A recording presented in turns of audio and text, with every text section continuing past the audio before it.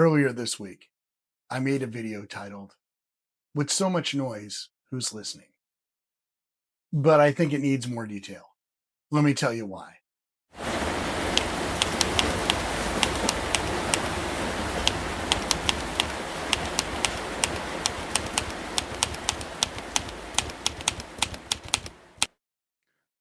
We live in an age of noise. The hum of traffic, the ping of notifications, the endless scroll of opinions. They all compete for our attention.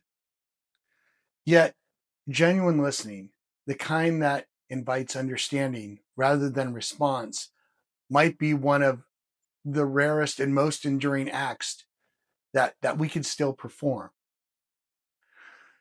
Listening is often mistaken for silence, but true listening, it's not an absence. It's an act of presence. And to listen deeply is to participate in another person's world, to enter it with curiosity and humility. It is to quiet the self, not because it has nothing to say, but because it recognizes that meaning can only be shared when ego makes space for another's truth. If this is your first time visiting the channel, welcome. I'm glad that you're here. My name is James, and I make videos that share my life experience in a simple yet practical way that's easy to consume and apply to daily life. Now, the art of listening, once considered a virtue of wisdom, has become an undervalued skill. Think about how many conversations today resemble duels rather than dances. We interrupt, we correct, we debate, but rarely do we pause long enough to let someone else's words truly land. Simone Weil once wrote that attention is the rarest and purest form of generosity. To listen attentively, then, is a kind of gift, a gift of time, focus, and empathy.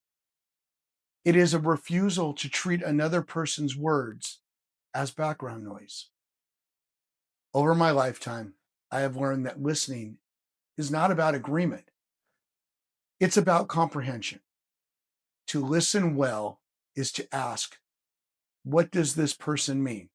Rather than, how do I feel about what they said? This subtle shift moves us from judgment to understanding, from reaction to reflection.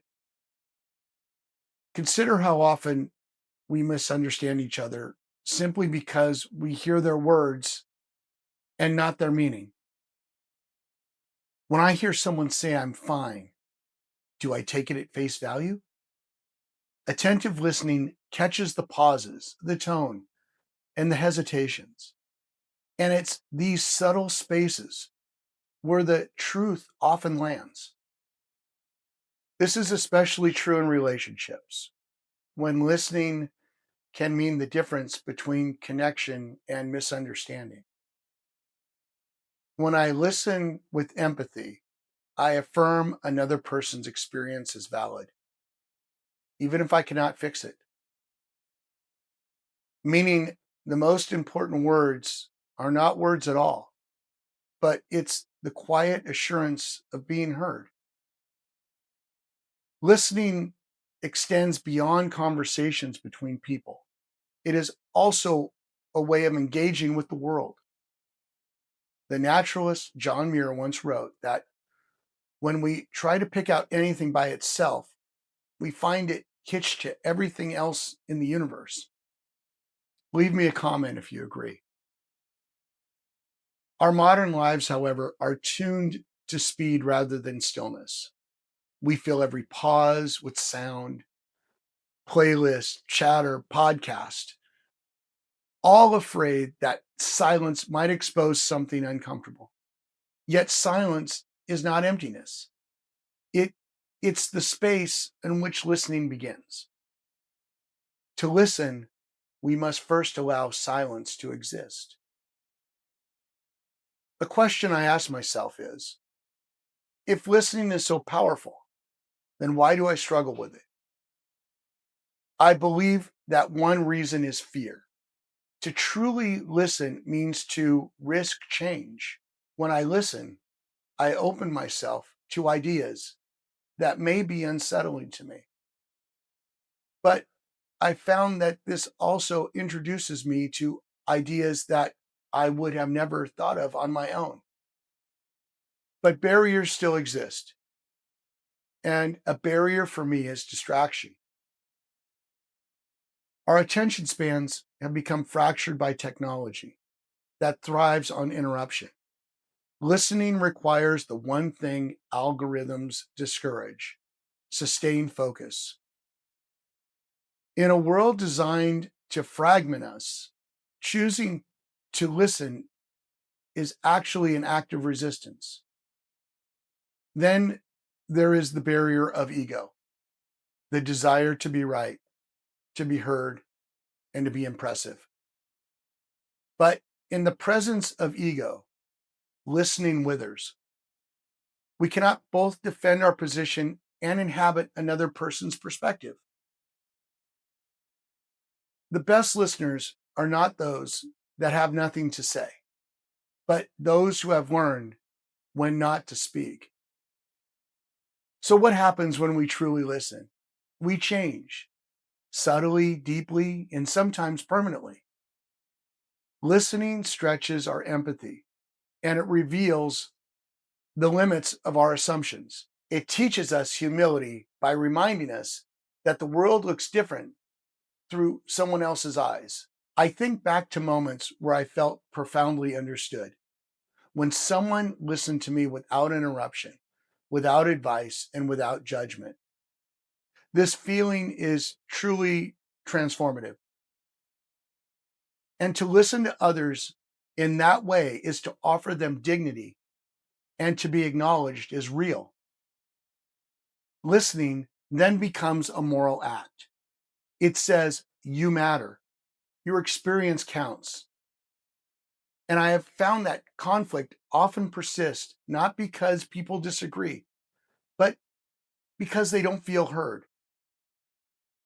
Now, listening does not erase differences. It just reminds us that even those we oppose are capable of feeling pain, fear, and hope. And like any art, listening requires practice. It begins with stillness, the willingness to set aside distractions and listen with intention.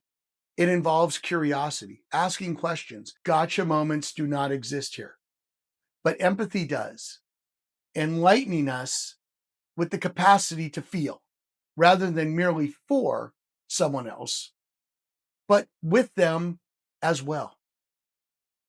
To listen deeply, we must also listen inwardly. How often do we ignore the quiet signals of our own minds and bodies? We push through fatigue, we drown out intuition, and mistake busyness for purpose. Yet, self listening, the act of paying attention to one's emotions and needs, is fundamental. Without it, we risk projecting our unacknowledged noise onto others. The practice of listening then becomes a circle. Listening to self enables listening to others, which in turn deepens listening to the world. In the end, listening is not just about communication, it's about connection. It's how we bridge the distance between I and you, between humanity and nature, between what is and what might be. To listen makes space for the truth to emerge. Once again, my name is James, and I thank you for watching. If you found this impactful, please like, share, and subscribe. A thumbs up is always good too. I thank you again for watching, and I'll see you in the next video. Peace.